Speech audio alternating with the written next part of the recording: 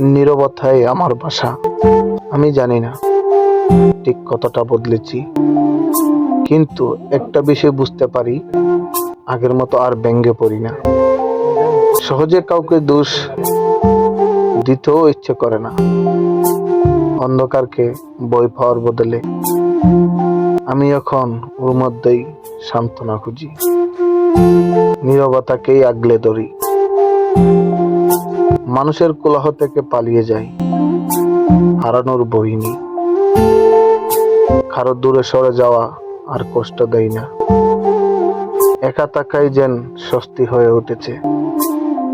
আর ছাদ, সে আমার সবচেয়ে কাছের বন্ধু। আজকাল শব্দের বদলে নীরবতাই আমার ভাষা।